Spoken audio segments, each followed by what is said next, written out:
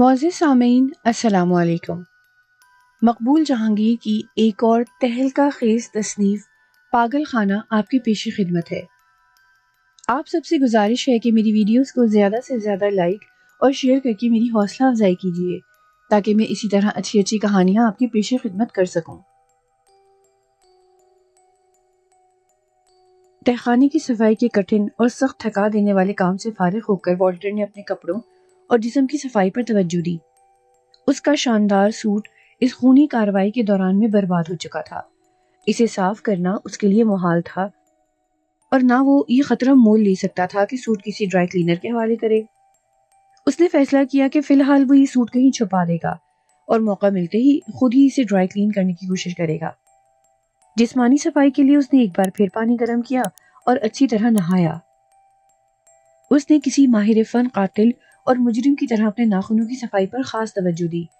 اسے احساس تھا کہ ناخنوں کے اندر اگر ذرا بھی خون جمع رہ گیا تو یہ اس کے لیے مہلک ثابت ہو سکتا ہے۔ اس نے نہ صرف ناخن صاف کیے بلکہ انہیں کتر بھی دیا۔ نہا دھو کر اور نیا لباس پہن کر وہ اطمینان اور مسرت کے جذبات سے لبریز سیٹی پر ایک مشہور گانے کی دھن بجاتا ہوا ڈرائنگ روم میں گیا اور اپنی محبوبہ بونی کے ٹیلی فون کا نمبر ملایا۔ بونی کے فلیٹ میں فون کی گھنٹی بجی۔ وہ بے چینی سے اسی گھنٹی کا انتظار کر رہی تھی۔ اس نے جھپٹ کر ریسیور اٹھایا اور کان سے لگا لیا۔ ہاں میں بول رہی ہوں، اس نے چپکے سے ماؤتھ پیس میں کہا۔ کہو کیسا رہا؟ سب کام تسلی بخش طریقے سے ختم ہو گیا، والٹر کی آواز آئی۔ ذرا بھی دقت نہیں ہوئی؟ خدا کا شکر ہے، بونی نے کہا۔ یہ بتاؤ تم تو ٹھیک ٹھاک ہو نا؟ بالکل ٹھیک ہوں، مجھے یہ کام کرنے میں چند منٹ سے زیادہ نہیں لگے۔ البتہ اوہو، ایسی باتیں فون پر نہیں کی جاتی۔ بونی نے والٹر کا جملہ کاٹ دیا۔ معافی چاہتا ہوں، میں ذرا کچھ زیادہ ہی خوش ہوں، والٹر نے ہنس کر کہا۔ اب یہ بتاؤ کہ تم میرے پاس کتنی دیر میں پہنچ رہی ہو؟ بس میں نے اپنا ضروری سامان باندھ لیا ہے، مجھے تمہارے پاس آنے میں 1 گھنٹے سے زیادہ نہیں لگے گا۔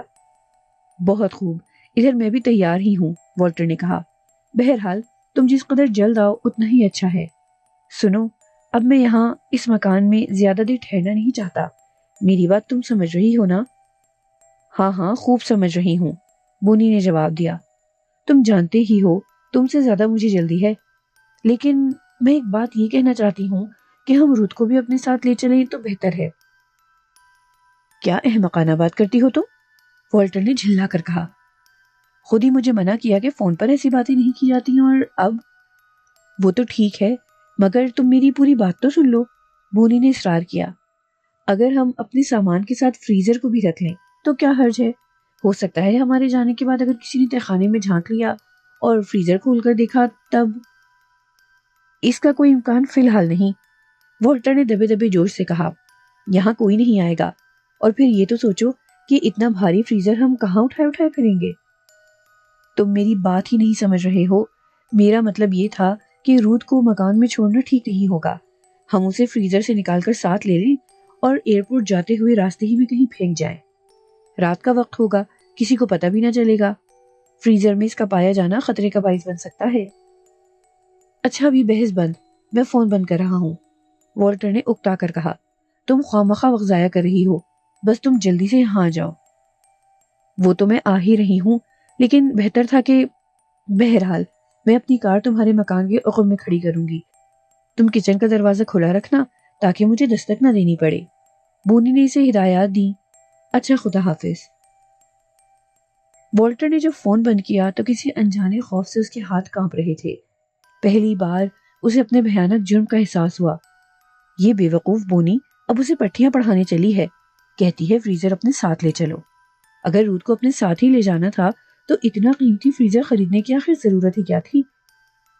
وہ سیدھا ڈرائنگ روم میں گیا، الماری کھول کر برینڈی کی ایک اور بوتل نکالی، اس کا کارک کھولا اور گلاس میں انڈیلنے کی زحمت گوارا کیے بغیر بوتل منہ سے لگا کر ایک ہی سانس میں نصف خالی کر دی۔ بونی، کیا تمہیں پورا یقین ہے کہ والٹر سے فون پر تمہاری یہی بات چیت ہوئی تھی جو تم نے بیان کی؟ فوسٹر نے پوچھا۔ کوئی چیز رہ تو نہیں گئی؟ بونی نے غصے سے بل کھا کر فوسٹر کو گھورا۔ کیا تمہیں یہ شک ہے کہ میں کوئی بات بھول گئی ہوں یا دانستہ چھپا رہی ہوں؟ نہیں، میں نے تم پر شبہ ہرگز نہیں کیا، فوسٹر نے گھبراتے ہوئے کہا۔ میں تو صرف یہ جاننا چاہتا ہوں کہ رود کو قتل کرنے کے بعد والٹر نے فون پر تم سے جو باتیں کی، ان میں کوئی بات ایسی تو نہیں رہ گئی جو تم غیر شعوری طور پر بھول گئی ہو؟ میں کچھ نہیں بھولی اور نہ کبھی بھول سکتی ہوں، بونی نے پرعزم آواز میں کہا۔ اور تم یہ بھی یقین سے کہہ سکتی ہو کہ جب یہ واردات ہوئی تو تم والٹر کے مکان میں موجود نہ تھیں؟ فاسٹر نے دوسرا سوال کیا۔ ہاں، میں یقین سے کہہ سکتی ہوں کہ میں وہاں ہرگز موجود نہ تھی۔ یہ سب کچھ بعد میں مجھے والٹر نے فون پر بتایا۔ ڈاکٹر فاسٹر نے گہرا سانس لیا۔ یعنی اس واردات کی یہ تمام جزیات بھی تمہیں والٹر نے فون پر بتائیں؟ بونی نے جواب دینے میں کچھ تأمل کیا، پھر کہنے لگی، والٹر نے مجھے اتنی تفصیلات نہیں بتائی تھیں، لیکن میں اپنے طور پر جانتی تھی کہ ایسا ہی ہوا ہوگا۔ یہ بھی تو ممکن ہے کہ جب تم والٹر سے فون پر گفتگو کے بعد اس مکان پر گئیں تب یہ تفصیلات اس نے تمہیں بتائی ہوں۔ بونی خاموش رہی۔ آخر اس نے کہا، میرا خیال ہے اس بحث سے پہلے تمہیں پوری کہانی سن لینی چاہیے۔ تم کیسے احمق ڈاکٹر ہو جو ادھورے واقعات سے ایک نتیجہ اخذ کرنا چاہتے ہو؟ مجھے تو تم بھی اچھے خاصے پاگل نظر آتے ہو۔ یہ کہہ کر وہ زور سے ہنسی اور ڈاکٹر فاسٹر نے رومال سے اپنا منہ پوچھا۔ میں سمجھ رہا تھا کہ شاید تمہاری کہانی ختم ہو چکی ہے، اس نے آہستہ سے کہا۔ ہاں بتائیے کہ آگے کیا ہوا تھا؟ پہلے تم مجھ سے معذرت کرو، بونی نے ہونٹ بھینچتے ہوئے کہا، اور یہ وعدہ بھی کرنا پڑے گا کہ جب تک میں ساری کہانی سنا نہیں دیتی تم اینڈے بینڈے سوال نہیں کرو گے اور نہ غلط سلط نتائج اخذ کرنے کی طرف توجہ دو گے۔ میں معذرت کرتا ہوں، فاسٹر نے وعدہ کیا۔ بونی خوش ہو گئی۔ تھوڑی دیر تک وہ دیوار کو گھورتی رہی اور پھر اس نے کہانی جہاں سے چھوڑی تھی اس سے آگے شروع کی۔ فاسٹر کے ذہن میں اس کی جو تصویر بن رہی تھی وہ کچھ یوں تھی۔ اپنی بیوی کے گوشت اور ہڈیوں کا ڈھیر پلاسٹک کے لفافوں میں ڈیپ فریزر کے اندر بند کرنے کے بعد تہہ خانے کی صفائی کے کام نے والٹر کو جسمانی اور ذہنی طور پر سخت تھکا دیا تھا۔ چنانچہ نہا دھو کر اور نیا لباس پہن کر اس نے سب سے پہلے بونی کو فون کیا۔ پھر یہ سوچ کر کہ بونی کے آنے میں کچھ دیر ہے، کیوں نہ یہ تھکن دور کر لی جائے، اس نے شرابوں کی بوتلوں سے بھری الماری میں سے اپنی پسند کی بوتل نکالی اور مسلسل پیتا رہا۔ تھوڑی دیر بعد اس کے اعصاب پرسکون ہو گئے اور اسے محسوس ہونے لگا کہ کوئی خاص بات نہیں ہوئی۔ وہ آپ ہی آپ مستقبل کے حسین اور شاندار تصور میں کھو کر مسکراتا رہا۔ دفعتاً اس کے کانوں میں ایک ایسی آواز آئی جیسے کوئی شخص بیرونی دروازہ تھپتھپا رہا ہو۔ وہ چونک پڑا۔ اس نے سمجھا شاید بونی آ گئی ہے، مگر دروازہ کھلا تھا۔ بونی کو دروازہ تھپتھپانے کی ضرورت نہ تھی۔ والٹر نے چند لمحے انتظار کیا اور پھر مینوشی میں مشغول ہو گیا۔ یک وہی آواز دوبارہ سنائی دی اور اس مرتبہ یہ اتنی واضح اور نمایاں تھی کہ وہ صوفے پر بیٹھا بیٹھا اچھل پڑا۔ ضرور کوئی شخص مکان میں موجود ہے، اس تصور ہی سے والٹر کا کلیجہ بیٹھ گیا۔ اس نے گلاس تپائی پر رکھ دیا اور کان اسی آواز کی طرف لگا دیے جو باورچی خانے کی جانب سے آئی تھی۔ حد درجے دہشت زدہ ہو کر اس نے باورچی خانے کی طرف نظر جما دی۔ تیسری بار بھی اس نے وہی آواز سنی۔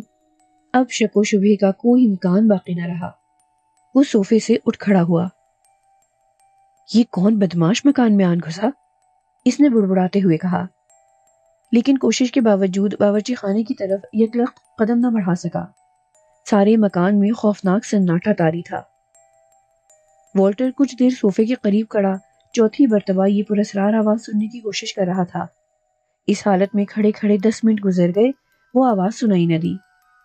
تب وہ کچھ مطمئن ہوا، شاید یہ میرا وہم ہی ہے، میں غالباً ضرورت سے زیادہ پی گیا ہوں۔ اس نے خود کو تسلی دی اور تپائی پر رکھا ہوا گلاس غیر شعوری طور پر پھر اٹھا لیا، مگر جوں ہی اس نے گلاس اپنے ہونٹوں سے لگایا وہ آواز پھر آئی، اور اس کے فوراً بعد اسے یوں لگا جیسے کوئی شے زور سے گری ہو۔ اس کا دایاں ہاتھ کپکپایا اور گلاس اس کے ہاتھ سے چھوٹ گیا۔ یقیناً اس مرتبہ یہ آواز باورچی خانے سے نہیں، نیچے تہہ خانے میں سے ابھری تھی۔ اس احساس کے ساتھ ہی والٹر کی ٹانگیں بھی کانپنے لگی۔ اس کا مطلب یہ ہے کہ کوئی نہ کوئی شخص تہہ خانے میں چھپا ہوا ہے، اور عین ممکن ہے اس نے ساری کارروائی اپنی آنکھ سے دیکھ لی ہو۔ اگر یہ بات ہے تو والٹر کا ذہن معاف ہو گیا۔ مان باورچی خانے کا دروازہ تھرتھرایا۔ یہ دروازہ پہلے سے کھلا تھا، پھر والٹر کے دیکھتے ہی دیکھتے آپ ہی آپ اس زور سے بند ہوا جیسے کسی نادیدہ ہاتھ نے اسے بند کیا ہو۔ والٹر آنکھیں پھاڑے یہ ہوشربا تماشا دیکھ رہا تھا۔ چند لمحے بعد دروازہ پھر کھل گیا اور یوں لگا جیسے کوئی چیز باورچی خانے کے ننگے فرش پر لڑک رہی ہو۔ اس اثنا میں والٹر کی تمام حسیات اچھی طرح بیدار ہو چکی تھیں اور شراب کا نشہ بھی حیران ہو گیا تھا، تاہم اس میں اپنی جگہ سے جنبش کرنے کی ہمت نہ تھی۔ اور پھر والٹر نے وہ چیز اپنی آنکھوں سے دیکھ بھی لی۔ یہ گولا تھا، اس کی جسامت انسانی کھوپڑی کے برابر ہوگی۔ والٹر پلک جھپکائے بغیر پتھر کا بت بنا ہوا اسے لڑکتے دیکھ رہا تھا۔ وہ پہلے شراب کی بوتلوں سے بھری الماری کی طرف گیا، پھر پلٹ کر ادھر آیا جدھر والٹر کھڑا تھا۔ ایک ہولناک چیخ مار کر والٹر پیچھے ہٹا اور صوفے کے بازو سے ٹکرا کر اوندھے منہ فرش پر گر پڑا۔ اس کے حلق سے مسلسل چیخیں نکل رہی تھیں۔ یکایک وہ چپ ہو گیا۔ اس نے گردن گھما کر دیکھا کہ وہ پراسرار شے پلاسٹک کے لفافے میں لپٹی ہوئی ہے اور اس طرح کمرے کے فرش پر حرکت کر رہی ہے جیسے وہ زندہ ہو۔ والٹر نے جھپٹ کر لکڑی کی تپائی اٹھائی اور پوری قوت سے اس پر دے ماری۔ تپائی دیوار سے ٹکرائی اور ٹکڑے ٹکڑے ہو گئی۔ پھر اگلے ہی لمحے وہ گول گول متحرک شے وہاں سے غائب ہو چکی تھی۔ والٹر پاگلوں کی طرح منہ کھولے اور آنکھیں پھاڑے اپنے ارد گرد دیکھ رہا تھا۔ اس نے بار بار پلکیں جھپکی اور گردن جھٹکی، لیکن وہ متحرک گولا غائب ہو چکا تھا۔ ایک ثانیے کے لیے اسے خیال آیا کہ اس کے اعصاب عجیب و غریب کھیل کھیل رہے ہیں اور اس کی آنکھیں فریب نظر کا شکار ہو چکی ہیں۔ اس کی نظروں کے سامنے تپائی ٹوٹی پڑی تھی اور فرش پر گرا ہوا شیشے کا گلاس اور شراب کی بوتل بھی کرچیوں میں تبدیل ہو گئے تھے۔ والٹر ہانپتے کانپتے اٹھا اور دوبارہ صوفے پر بیٹھ گیا۔ خدا کی پناہ، وہ کیا چیز تھی؟ اس نے ذہن پر زور دے کر یاد کرنا چاہا اور اس کے ساتھ ہی اس کی جیسے حرکت قلب بند ہونے لگی۔ نہیں نہیں، وہ ہسٹریائی انداز میں چلایا، ایسا ہرگز نہیں ہو سکتا، یہ ممکن نہیں۔ اسے احساس ہوا کہ وہ گول گول متحرک شے دراصل روت کا کٹا ہوا سر تھا، جسے اس نے چورا چورا کرنے کی بجائے پلاسٹک کے لفافے میں ڈال کر فریزر میں پھینک دیا تھا۔ اس سے آگے وہ کچھ اور نہ سوچ پایا۔ اس کے ذہن کی تنابیں ایک ایک کر کے ٹوٹ رہی تھیں، جسم کا خون کھنچ کر چہرے پر جمع ہو گیا تھا۔ والٹر نے جو کچھ دیکھا تھا اسے جھٹلانے کا صرف ایک ہی طریقہ تھا، اور وہ یہ کہ تہخانے میں جائے اور فریزر کا ڈھکنا اٹھا کر دیکھے کہ روت کا کٹا ہوا سر اس میں موجود ہے یا نہیں۔ اگر سر ڈیپ فریزر میں پایا گیا تو اس کا مطلب یہ ہوگا کہ والٹر محض فریب نظر کا شکار ہوا ہے، لیکن دوسری صورت میں، یعنی روت کا سر فریزر میں موجود نہ ہوا، تب؟ اس خیال ہی نے والٹر کے رونگٹے کھڑے کر دیے اور تہخانے میں جانا اس کے لیے دنیا کا دشوار ترین مرحلہ ہو گیا۔ خاصی دیر اس کے دل و دماغ میں کشمکش برپا رہی، تاہم وہ ہمت کر کے اٹھا اور لڑکتا ہوا باورچی خانے کی طرف چلا۔ باورچی خانے کا دروازہ ابھی تک کھلا ہوا تھا۔ اس نے خوفزدہ نگاہوں سے باورچی خانے میں جھانکا۔ وہ سمجھ رہا تھا کہ شاید روت کا کٹا ہوا سر وہی چھپا ہوا ہوگا، لیکن وہاں وہ نہ تھا۔ اسے خاصا حوصلہ ملا، مگر دوسرے ہی لمحے اس کی ٹانگیں پھر کانپنے لگیں۔ باورچی خانے سے تہخانے کی طرف جانے والے راستے پر تازہ تازہ خون کی ایک پتلی لمبی سی لکیر صاف نظر آ رہی تھی، اور یہ اس حقیقت کی علامت تھی کہ کوئی خون آلود چیز اس طرف لڑکتی ہوئی ضرور آئی تھی۔ والٹر ابھی اس خونی لکیر کو گھور ہی رہا تھا کہ تہخانے میں سے وہی آواز پھر ابھری جو اس نے پہلی بار سنی تھی۔ والٹر نے گردن اٹھا کر دیکھا، تہخانے کا دروازہ کھلا تھا، حالانکہ تہخانے کی صفائی کرنے کے بعد اوپر آتے ہوئے یہ دروازہ اس نے خود بند کیا تھا۔ یہ دروازہ کس نے کھولا؟ ضرور کوئی شخص خانے میں گیا ہے اور یہ ساری حرکتیں اس کی ہیں۔ والٹر کا خون جو تھوڑی دیر پہلے سرد پڑا ہوا تھا، یکا یک اس تصور سے گرم ہونے لگا کہ کوئی چالاک شخص اسے احمق بتانے کی کوشش کر رہا ہے۔ وہ لپک کر تہخانے کے دروازے پر گیا اور سیڑھیاں اترنے سے پہلے اس نے زور سے کہا، کون ہے اندر؟ کوئی جواب نہ آیا۔ والٹر کو پھر تشویش ہونے لگی۔ اس کا گلا خشک ہو رہا تھا اور آواز میں کپکپاہٹ اسے خود محسوس ہو رہی تھی۔ کون ہے اندر؟ اس مرتبہ اس کی آواز بلند ہونے کی بجائے گھٹی گھٹی سی تھی۔ جو کوئی بھی اندر چھپا ہے فوراً باہر آ جائے، ورنہ میں گولی چلا دوں گا۔ اس مرتبہ جواب میں اس نے تہخانے کے اندر عجیب سی ہلچل کی آواز سنی، اگرچہ بے حد مدھم تھی، تاہم اس کے کانوں تک پہنچ ہی گئی۔ یوں لگا جیسے کوئی شے آہستہ آہستہ تہخانے کی سیڑھیوں پر سے لڑکتی ہوئی نیچے جا رہی ہو۔ والٹر نے دھڑکتے دل سے تہخانے کی پہلی سیڑھی پر قدم رکھا اور چند ثانیے بعد دوسری پر، پھر وہ تیسری سیڑھی اترا اور اس کے بعد چوتھی۔ اس پراسرار شے کی حرکت کرنے کی مدھم مدھم آواز اب بھی اسے صاف سنائی دیتی تھی۔ والٹر نے جو ہی تہخانے کی آخری سیڑھی پر پاؤں رکھا، یہ آواز تھم گئی۔ تہخانے میں گھوپ اندھیرا تھا۔ والٹر کو کچھ نظر نہ آیا۔ اسے یاد آیا کہ واپسی میں وہ بلب بھی بجھا کر آیا تھا۔ اس نے اندھیرے میں کپ کپاتی انگلیوں سے بلب کا بٹن تلاش کرنا چاہا، مگر ناکام رہا۔ وہ ایک قدم اور آگے بڑھا اور دیوار پر اندھوں کی طرح بٹن ٹٹولنے لگا۔ دفتن اس کی انگلیوں نے بٹن چھو لیا اور پھر تہخانے میں روشنی ہو گئی۔ روشنی ہونے سے والٹر کی جان میں جان آئی، البتہ خوف کی وہ کیفیت جو اس پر ہر لمحے حاوی ہو رہی تھی، اس میں کوئی کمی واقع نہ ہو سکی۔ دہشت زدہ نظروں سے اس نے گرد و پیش کا جائزہ لیا۔ ہر شے اپنی جگہ موجود تھی اور تہخانے میں قطعاً ایسے آثار نہ تھے کہ یہاں کوئی آیا ہے۔ اس نے بڑی مشکل سے تہخانے میں قدم رکھا اور پھر اس کی کانوں میں ٹین کے ڈبوں اور گتے کے کھڑکھڑانے کی آواز آئی۔ ضرور کوئی شخص ان کے پیچھے چھپا ہوا ہے، اور ایسا نہ ہو کہ وہ ایک دم اس پر ہلہ بول دے۔ اس لیے وہ والٹر کا دوسرا بڑھایا ہوا قدم اپنی جگہ واپس آ گیا۔ میں آخری بار وارننگ دیتا ہوں کہ جو کوئی بھی تہخانے میں چھپا ہوا ہے باہر آ جائے۔ والٹر نے آواز لگائی، مگر اسے اس آواز پر خود ہی شرم آ گئی۔ یہ آواز اس کی اپنی تو نہ تھی، ایسے شخص کی آواز تھی جو خوف سے تھر تھر کانپ رہا ہو۔ والٹر کی اس پکار پر کوئی جواب نہ آیا، البتہ ڈبوں کی کھڑکھڑاہٹ ختم ہو گئی۔ والٹر نے چند لمحوں کے لیے اپنا پھولا ہوا سانس درست کرنے میں لگائے اور پھر دوسرا قدم بڑھایا۔ تہخانے میں اب موت کی سی خاموشی طاری تھی اور والٹر صرف اپنے دل کے دھڑکنے کی آواز ہی سن رہا تھا۔ اس نے تیسرا قدم بڑھانے سے پہلے کچھ سننے کے لیے کان لگائے، مگر وہاں فی الواقع کوئی ہلکی سی آواز بھی نہ تھی۔ مان اس کے زود و حس کانوں میں ایک ہلکی گونجدار سیٹی نما مسلسل آواز آئی۔ وہ چوکنا ہو گیا، بے شک یہ آواز تہخانے سے ابھر رہی تھی۔ والٹر نے مشکوک نظروں سے ہر چیز کا جائزہ لیا اور آخر میں اس کی نگاہیں ڈیپ فریزر پر جا کر رک گئیں۔ یہ پراسرار آواز اسی ڈیپ فریزر کی طرف سے آ رہی تھی۔ والٹر نے دوبارہ اطمینان کا سانس لیا۔ ڈیپ فریزر کی موٹر چل رہی تھی اور یہ اسی کی آواز تھی۔ اس نے تہخانے کے دھلے ہوئے فرش کا جائزہ لیا۔ فرش خشک ہو چکا تھا اور اس پر کسی قسم کا داغ دھبا نہ تھا۔ تہخانے میں ڈیپ فریزر کی آواز مسلسل گونج رہی تھی اور والٹر محسوس کر رہا تھا کہ یہ آواز لہجہ بہ لہجہ بڑھتی جا رہی ہے، حتیٰ کہ اس نے دونوں ہاتھوں سے اپنا سر تھام لیا۔ یہ آواز والٹر کی کھوپڑی میں جیسے سوراخ کیے دے رہی تھی۔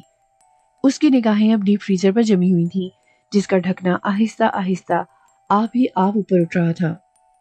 والٹر کے بدن کا خون جیسے نچڑ گیا۔ اسے ہر لہجہ اپنا دل ڈوبتا ہوا محسوس ہو رہا تھا۔ اس کی نظریں ڈیپ فریزر پر جمی تھیں اور ڈیپ فریزر کا ڈھکنا خود بخود اٹھتے ہوئے اس نے دیکھا تھا۔ بے شک یہ فریب نظر ہرگز نہ تھا۔ تہخانے میں سیٹی کی طرح گونجنے والی آواز اب والٹر کے لیے ناقابل برداشت ہوتی جا رہی تھی۔ اس نے دونوں ہاتھوں سے اپنا سر تھام لیا تھا، لیکن کانوں کے پردے پھٹے جاتے تھے۔ اس کا چہرہ پسینے میں بھیگ چکا تھا۔ دل اس طرح دھک دھک کر رہا تھا جسے ابھی اچھل کر سینے سے باہر آن پڑے گا۔ پھر اس کا جسم خشک پتے کی مانند تھر تھر کانپنے لگا۔ اس نے مڑ کر تہخانے سے بھاگنا چاہا، مگر تہخانے کے فرش نے اس کے پاؤں جکڑ لیے تھے۔ کوئی انجانی اندیکھی قوت اس کو آگے بڑھنے پر مجبور کر رہی تھی۔ تہخانے میں اٹھنے والی آواز اب ایک ہولناک مسلسل چیخ میں بدل گئی۔ اس آواز نے والٹر کے سوچنے سمجھنے کی ساری صلاحیت ختم کر ڈالی تھی۔ یہ آواز ہر صورت میں رکنی چاہیے۔ اپنے بدن کی رہی صحیح قوت جمع کر کے اس نے ڈیپ فریزر کی طرف قدم بڑھا دیا۔ آواز یقیناً اسی کے اندر سے آ رہی تھی اور اسے ختم کرنے کا یہی طریقہ تھا کہ ڈیپ فریزر کا کنیکشن منقطع کر دیا جائے۔ اور پھر اس نے دوبارہ دیکھا کہ ڈیپ فریزر کا ڈھکنا تھر تھرا کر اوپر اٹھ رہا تھا۔ لیکن یہ کیسے ممکن تھا؟ اسے خوب یاد تھا کہ رود کی لاش کے ٹکڑے پلاسٹک کے لفافوں میں بند کر کے اس نے فریزر میں ڈالے تھے اور بعد ازاں فریزر کا ڈھکنا بند کر کے اسے لاک کر دیا تھا۔ پھر یہ ڈھکنا اپنے آپ ہی کیسے کھل گیا؟ والٹر کے پاس اس سوال کا کوئی جواب نہ تھا۔ اس نے گردن کو زوردار جھٹکا دیا اور یہ طے کر کے خود کو تسلی دینا چاہی کہ شاید وہ اسے لاک کرنا بھول گیا ہوگا اور فریزر کے اندرونی ہوا کے دباؤ سے اس کا ڈھکنا کھل گیا ہے۔ اپنے اس تصور سے اسے کچھ اطمینان ہوا۔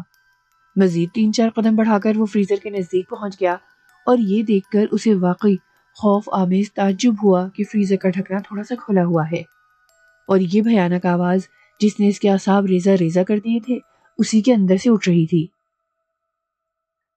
کسی نامعلوم اور انتہائی شدید جذبے سے مغلوب ہو کر والٹر نے اٹھے ہوئے ڈھکنے میں سے فریزر کے اندر جھانکا۔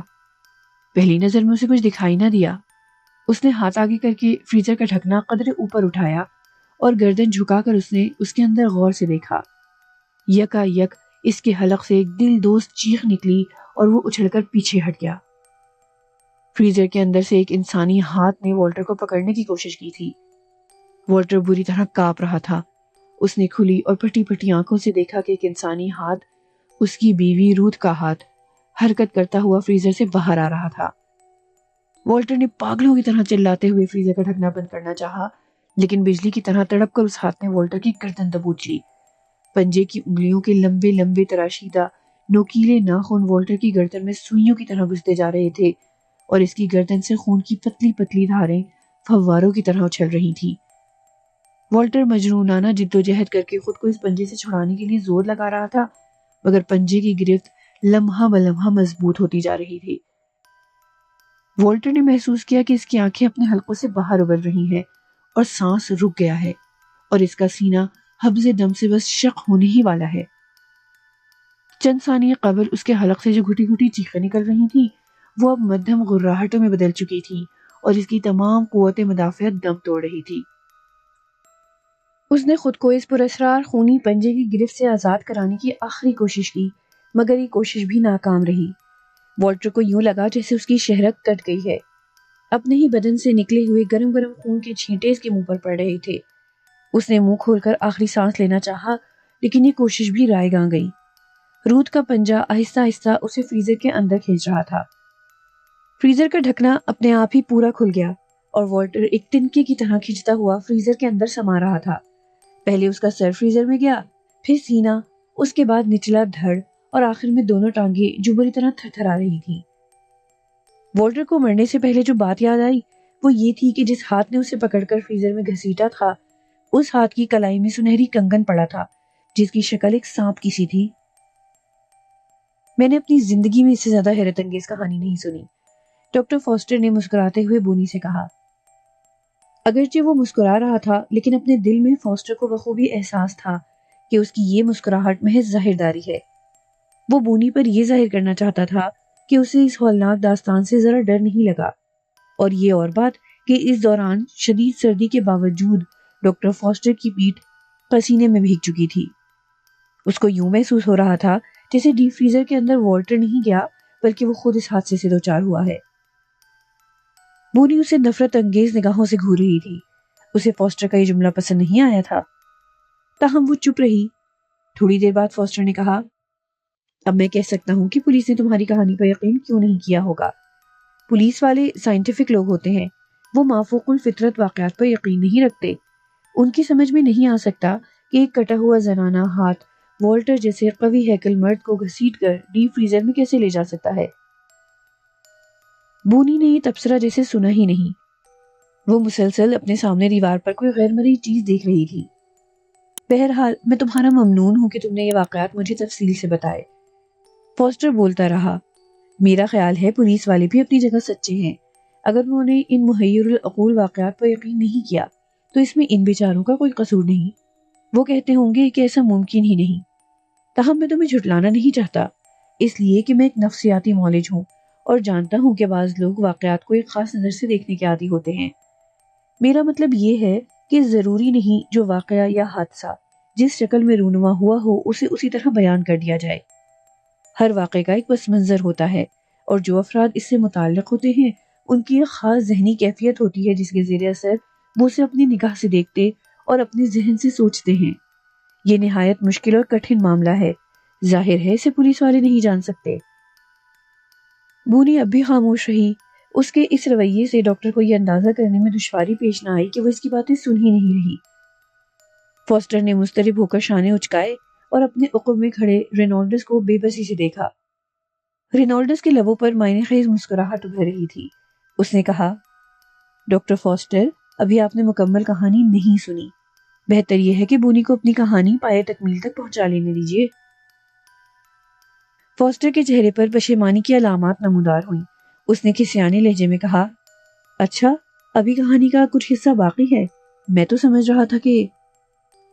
اس نے جملہ نامکمل چھوڑ کر بونی کی طرف دیکھا اور قدرے گردن آگے بڑھا کر معذرت خواہانہ آواز میں کہنے لگا، معاف کرنا، میں نے وعدہ خلافی کی اور تمہیں درمیان میں ٹوک دیا۔ مہربانی کر کے آگے بیان کرو کہ کیا ہوا۔ میں ہمتن گوش ہوں اور وعدہ کرتا ہوں کہ اختتام تک نہیں بولوں گا۔ بونی نے جیسے فاسٹر کی بات سنی ہی نہیں، پتھر کے بے جان بت کی طرح وہ بے حس و حرکت بیٹھی دیوار کو تکتی رہی۔ فاسٹر نہایت صبر سے انتظار کر رہا تھا۔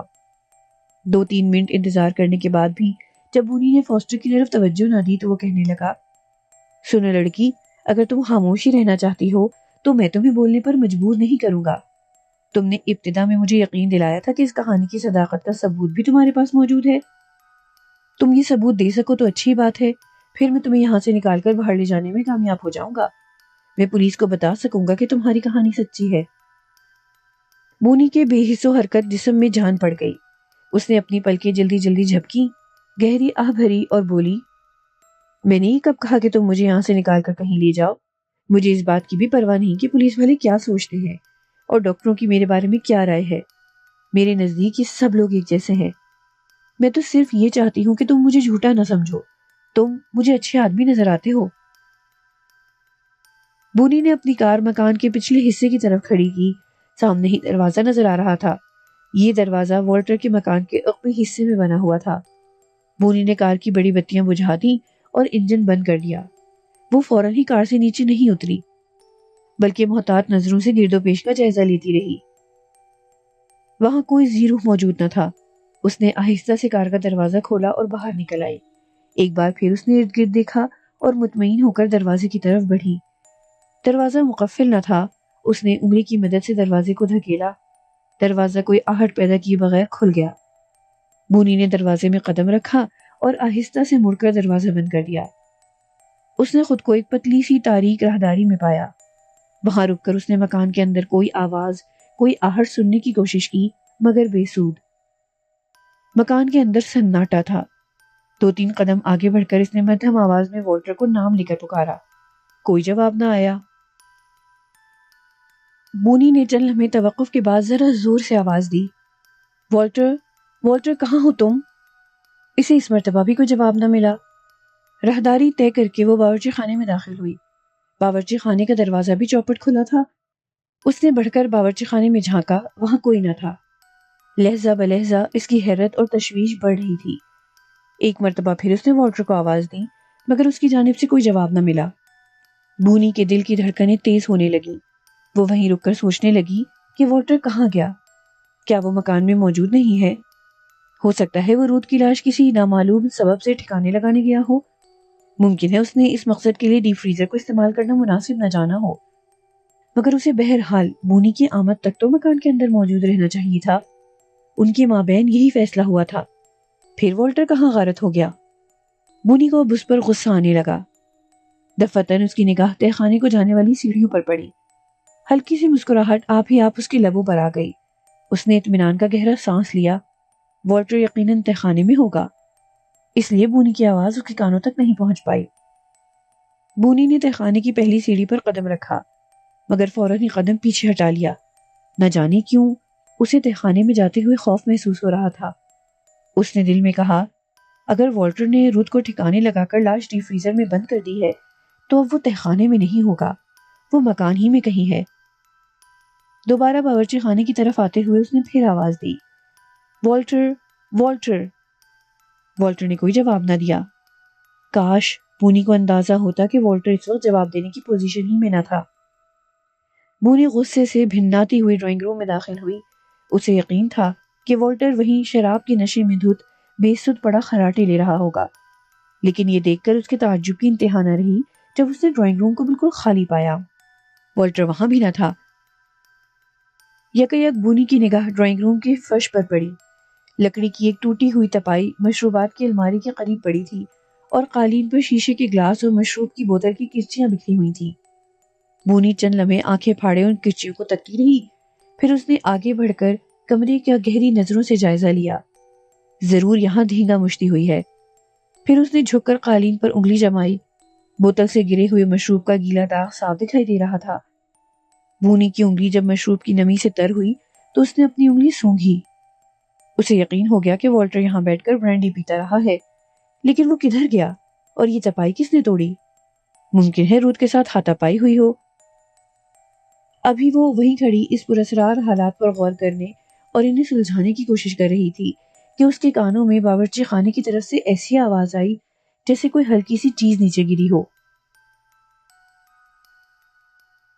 آگے کیا ہوا یہ جاننے کے لیے انتظار کیجیے کہانی کے اگلے حصے کا۔ اس کے ساتھ ہی ساتھ ہمیں کمنٹس میں بتائیے کہ آپ کو ہماری یہ کہانی کیسی لگی۔